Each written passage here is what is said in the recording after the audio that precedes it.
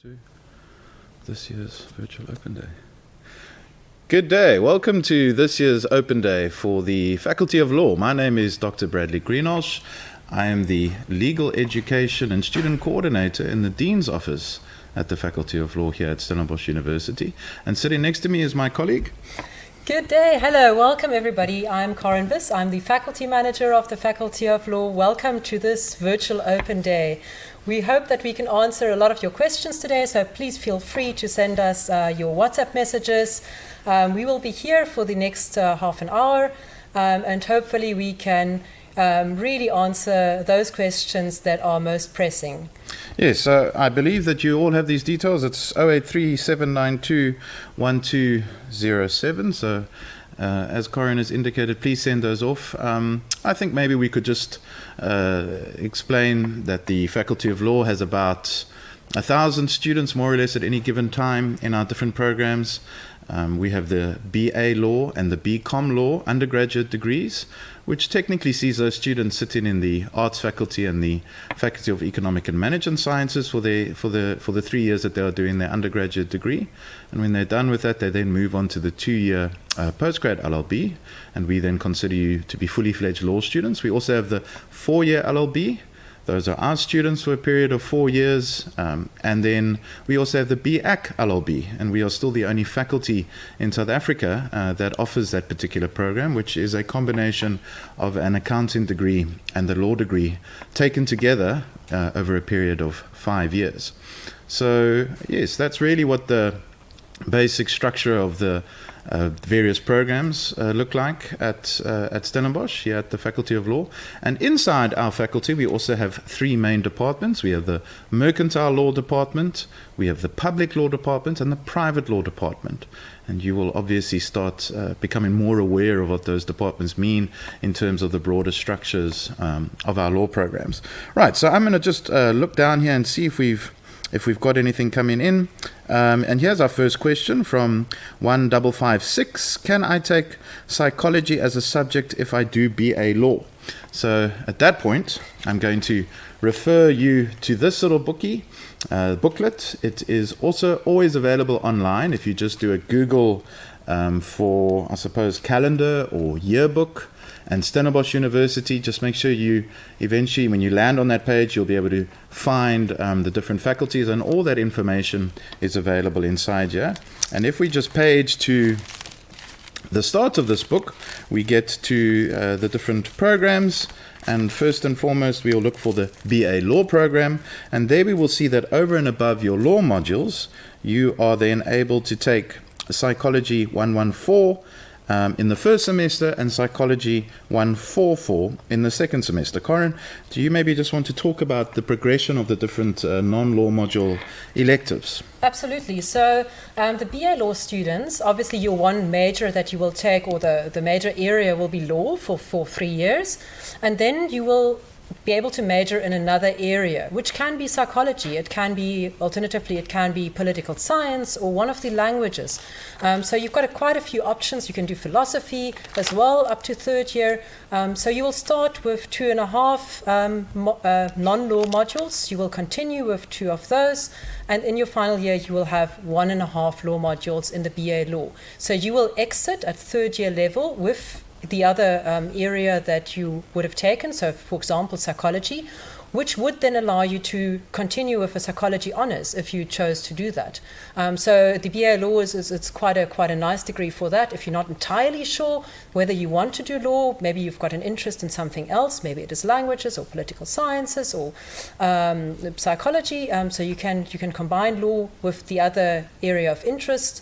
And after your 3rd year, then choose to either do the 2-year LLB degree as a second bachelor, or you can maybe continue with something else like journalism or psychology or political science or whatever your area of interest is. And then we do have some students who would, for instance, do an honours or maybe go a little bit further after that initial BA undergraduate degree, but then they still have the option to return thereafter to complete the 2-year LLB postgrad.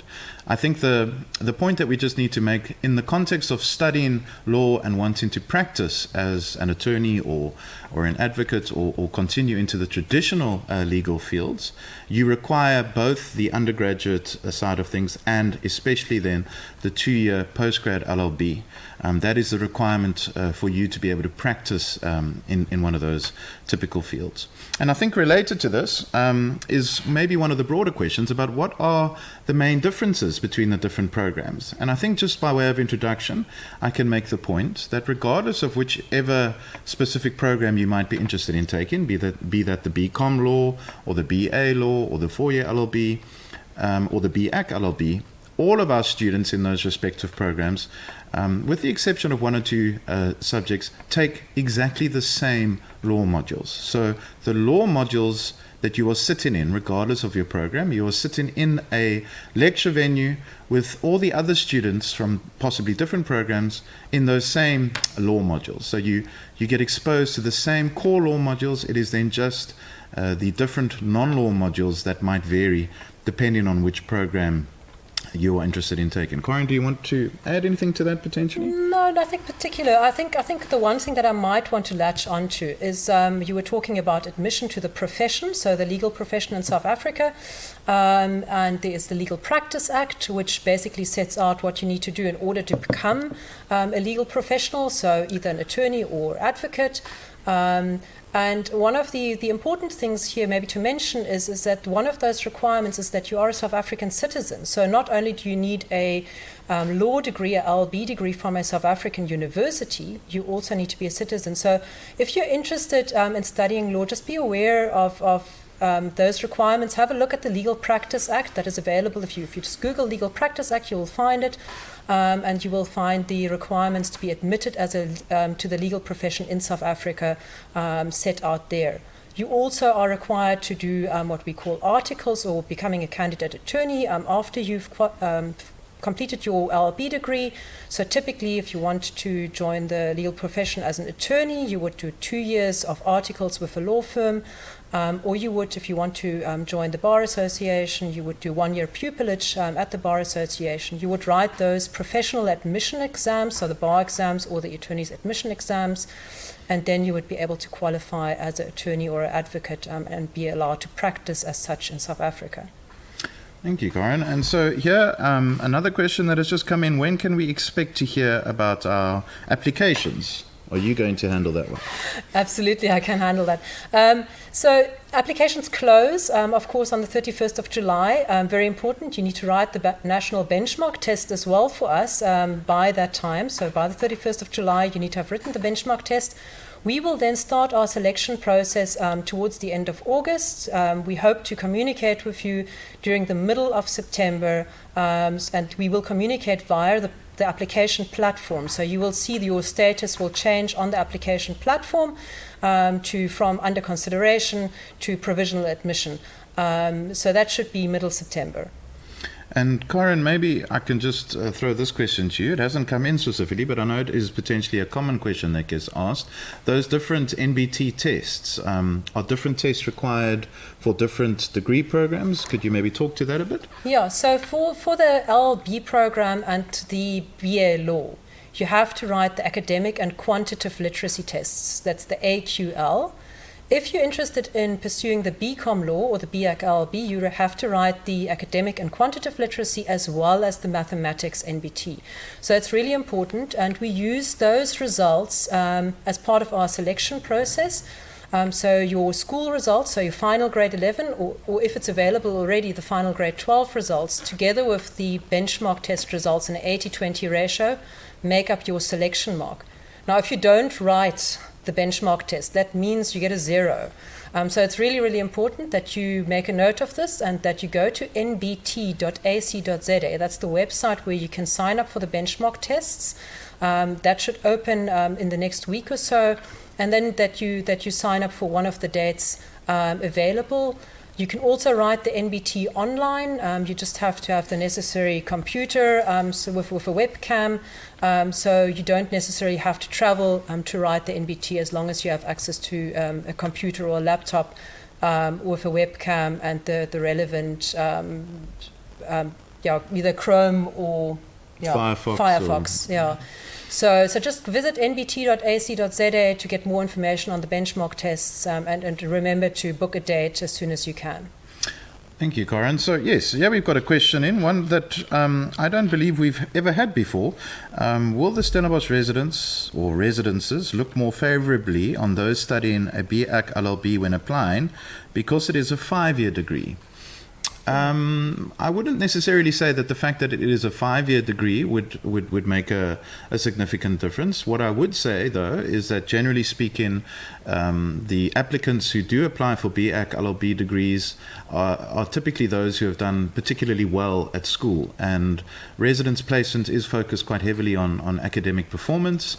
And when you then if you do get into residence, during the course of that first year, it is very important that you maintain your academic performance. There are different times during the course of your academic year when your marks are taken into consideration, both midway through the year and at the end of the year. And if you are, for instance, not performing as well as what you should, then you might have issues in terms of remaining in residence. So there is a lot of emphasis on your academic performance. And so I would say that typically BAc LLB candidates are usually then able to perform more favorably in that context. I don't know if you'd like to add anything specific to that, Corin? No, I think you basically covered the points. I mean, the residence placement policy is available for you to read. So just have a look at that and read what exactly it states. But of course, amongst other factors, academic performance is really key. And then, of course, to stay in residence, same thing, you have to perform. So I think you've really covered that. One of the other questions that came in was how important are the NBT tests really?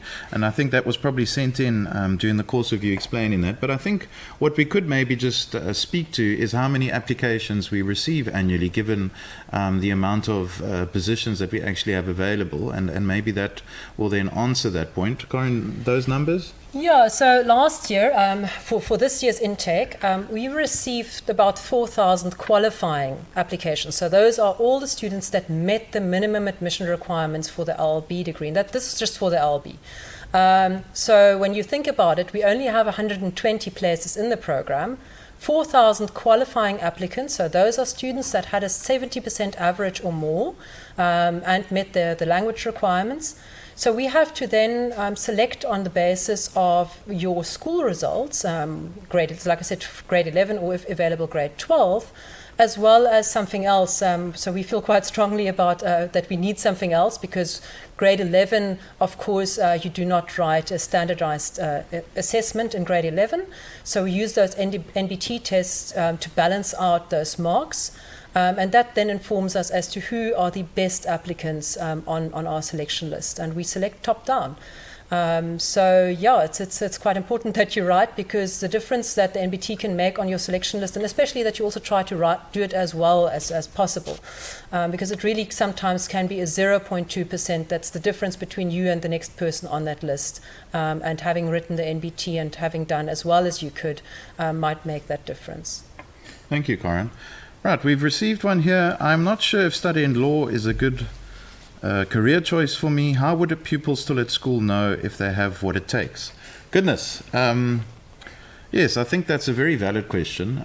One of the points that we always discuss with students in the course of our welcoming week or 2 weeks prior to classes starting, when our students actually do arrive here at the start of each academic year, is we acknowledge the challenge that there is in terms of making the transition from school into law. I always try and make the point that there isn't really anything that can prepare you for studying law, because there isn't a subject that you maybe could have taken at school that would be closely aligned with what comes in the course of your various law modules. We always joke, although I think maybe there's an element of truth to that underlies this, is that there's almost an overlap between mathematics and history. The narrative side of studying history, the narrative behind the facts and the underlying circumstances, and the logic and analysis of mathematics, of being taught different theories and then having to apply that to a different set of facts. Sometimes that, in a strange way, could be a subject that one could take at school, which of course you can't really, that would prepare you for law. But what I will say is that there are certain characteristics of studying law that will probably not change. One of which is a love for reading, having an ability to consume large amounts of information that will eventually also take time to develop. You might not necessarily appreciate how much reading is involved when you start on your journey as a law student, but gradually over time you will certainly become more proficient at that, and a willingness to pay attention to detail, a willingness to be a lifelong learner, because law is always changing, and depending on what you expect to do when you finish and graduate, depending on which fields you might be interested in going into, you are always going to have to stay abreast of changes and new developments, new legislation, new cases that have come out through our courts that potentially has changed the law. So there must be a willingness to engage creatively with the knowledge that is surrounding law. I would also then caution students against thinking that the only reason I'm really interested in doing this is because I'm going to make a lot of money. Well, you might, but that shouldn't be your primary motivator for studying law. There's a lot of things that are associated with it, the ability to shape policy decisions, to shape the direction that a government might go in, to make meaningful changes that could translate into people who are potentially without a voice, into minority groups being offered further protection. So there is a very real sense of being able to make changes and to impact on people's lives. So there is a certain appeal there. But then it obviously goes much broader than that. There are opportunities in the commercial world. There are opportunities in so many different facets of law, because it is such a vast and broad area of the law that if you become really good at it, because you enjoy it, because you are someone who displays all those attributes that I mentioned before, well then more often than not success will follow. But that is just something that we want you to be mindful of as individuals looking to embark on a possible career going forward.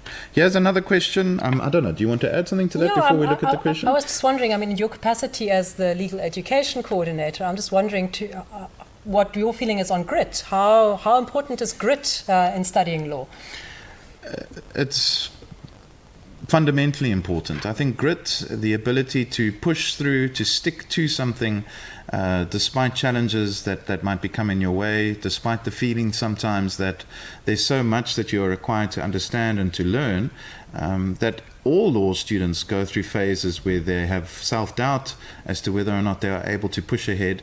And every one of them eventually sees the light and more often than not comes out on the other end and are better law students and will be able to become better practitioners, better professionals because of it.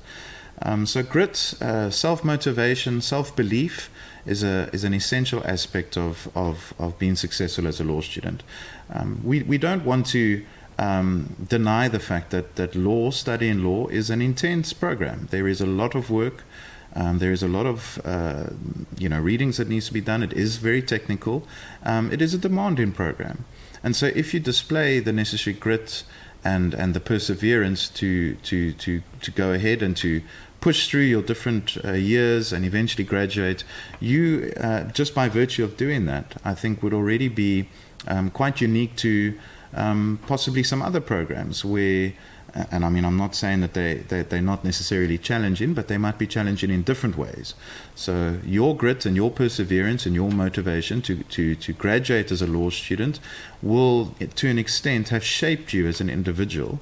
And that would eventually potentially culminate in particular characteristics that could take you much further in your career post your studies. So I don't know if that's maybe addressed that. No, I think that's addressed it very well. So I just thought I'd bring it up because we often speak about it in the faculty. One of the questions that we've just received: what is the pass rate for the entire class for your law faculty? Well, that's an interesting question. I think it does vary from program to program, obviously.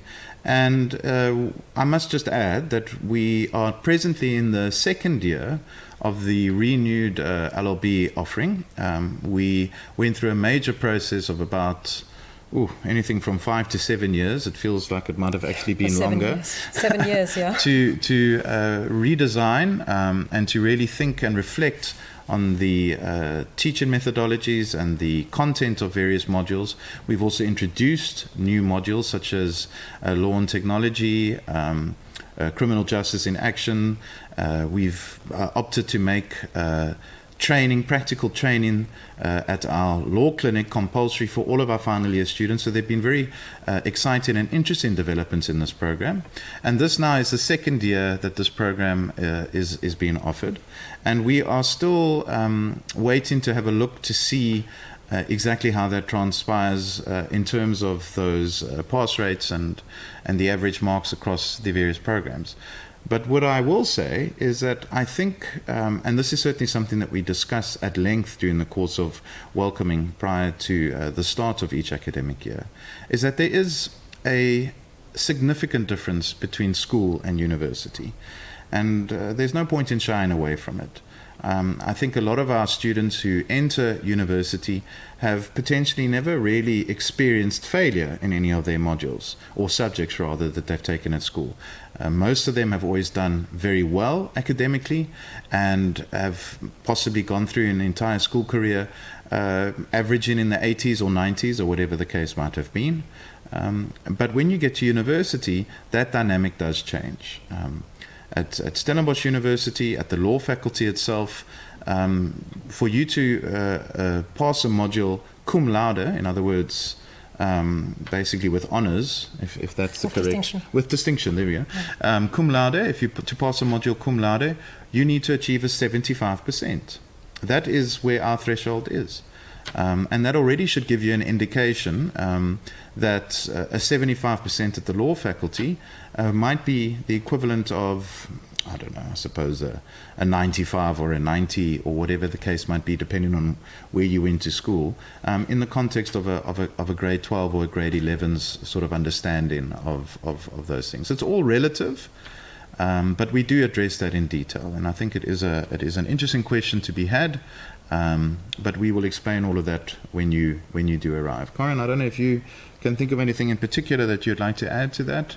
No, so I think, there's obviously the drop in performance, as Dr. Greenhalgh explained. And I think in terms of course, the throughput rate, so if we just look at specific module performance, it's always interesting to see that there are some modules which are, year modules might be a little bit more difficult. So in terms of pass rates there, you might see a little bit of a lower pass rate than in a semester module. But all things being equal, and of course sometimes, in the first year it might be a bit more difficult, or for some students to just with the adjustment, so you have a little bit of that. But yeah, I think you basically covered it. So there's definitely a difference between school and university. You cannot expect the same results as in school, or the same performance from yourself. You have to work a little bit harder to achieve what you achieved in school. But that being said, we do obviously have our students that pass the entire degree with distinction. So that does certainly happen. We had our graduation ceremony yesterday. And do you want to add something to that? Yeah, so we had, and just on that note, so the best student in the law faculty across the degree program receives a substantial prize at the end of their studies. So the student that received the prize for this cohort at this graduation averaged at 87%, which is exceptional. It's an absolute wonderful achievement. So I think whilst we are saying it is probably a little bit more difficult, it's certainly possible to still obtain those kinds of results if you put in the necessary work. Yeah. And okay, so we've got a question here. Can I indicate what my first, second, third choices are when I apply, and do these choices make a difference? Do you want to take that one? Yeah, absolutely. So we've got 3 choices on the application form. You can indicate your 3 choices. We will consider all 3 choices. So if you've placed BCom Law as your first choice, BA Law as your second choice, and LLB as your third choice, we will consider you for all 3 programs, so it doesn't really matter in which order you've arranged them. You will be on all those selection lists. If you are an extremely good student, you might get an offer for all 3 programs. And then, of course, you will have to make a decision, and you will have to decide which is your preferred program and accept that offer. So on that note, that's a really, really important point. There's a limited time period in which you can accept your offer. So just always make a note of that, and make sure that you do accept the offer when it does come through to you. So you can either way, or if you say you are a MBCHB first, if your choice is really you want to do MBCHB, but maybe the BIAC LB or the LB is another choice that you would like to be considered for, you can do that, and we will consider you for those programs. Thank you, Karen. Just a question here. Can I swap between different law programs if I realize later that I might be better suited to a different program compared to the one I was accepted into? So it is possible. So let's say after your first year in one of the law programs, you decide that maybe you would rather go into one of the other law programs. You can come and discuss that with us, and usually depending again on your performance. So if everything's gone really terrible, that might be a different discussion. But if you did reasonably well, we can facilitate such a change in between the different law programs. That's absolutely possible. I think what I would just add to that is, again, this is where the yearbook becomes very important for you to graduate eventually in a particular program. I don't want to oversimplify it now, but it essentially amounts to a checkbox exercise. In other words, have you passed or enrolled in and passed all of the different modules that are required or are listed in the yearbook for that particular program? Yes or no? So as an example now, if you switched from a BA or maybe a BCom law and you wanted to now switch over to the 4-year LLB, you might then not have, for instance, taken a particular language that is a requirement for the 4-year LLB. And so we would have to have that discussion with you, because there might be certain modules that you would, for instance, have to then catch up, as it were, in order to be able to graduate in the program that you are actually wanting to transfer into. But it remains certainly possible, and we do have those situations where students transfer every year. So the short answer to that is yes, we can have those discussions. I'm just having a look here. We are coming to the end of our Q&A. What do I do? Yes, what do I do if I don't get in, presumably to law? Then do I have other options to join later? Yes, Karen, do you want to speak to that? Absolutely. So if you do not get in, let's say you've applied, unfortunately you were not successful in your application, you can contact us to be waitlisted. So that obviously would be the first prize. Word of caution on the waitlist: typically we will only consider waitlisted students quite late, so sometimes as late as the week before the start of classes of the academic year. Alternatively, you could apply after you've maybe done a first year in a different degree. You can apply for a transfer into law. There we will still consider your school results, so you have to meet the minimum admission requirements for our program, but we will rank you according to your university performance. So if you want to transfer into law, you would have to do very well in the program that you're pursuing at that point. The other alternative, which is another degree that we offer, is the 3-year LLB. It's a second bachelor degree, which you can pursue after you've completed another bachelor's. So let's say you got into a BSc, you complete that BSc, and you still would like to pursue a LLB, a law degree. You can follow your BSc with a 3-year LLB. So as you can hear, it's a shortened. It's a shortened time period, but you still do all the law modules that would be contained in the 4-year program. So it's absolutely possible to still pursue law, even though you might not have gotten in right from the get-go. Thank you, Corin. Right, I think let's make this the last question. I am not sure that I want to become a lawyer. Can I do anything else with my law degree? Yes, absolutely. We remain convinced that a law degree, in whichever form, whichever program, remains an absolutely fantastic foundation for so many other aspects or career choices or fields that you might be interested in pursuing when you finish and eventually graduate.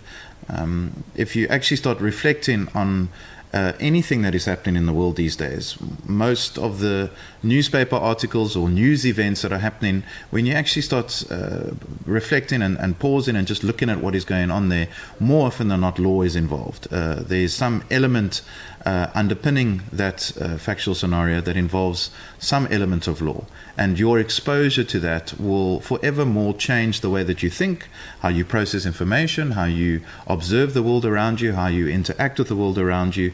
Your writing will be influenced, as we've already said, your thinking will be influenced, and you will certainly gain certain advantages that will be unique to studying law relative to any other program. So all I can say is yes. I think Corin Wist will say the same. Yes. Yeah, yes, definitely yes. A resounding yes from my side as well. You can pursue a lot of other career options with a law degree.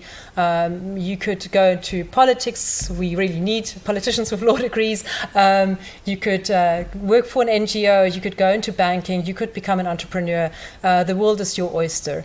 Yes. And I think that's it from our side. So we are wrapping up. It was lovely for you to join us this afternoon. We appreciate it. We hope to see you in Stellenbosch next year. And we hope you have a wonderful Saturday further. Thank you so much. Keep safe. Go well.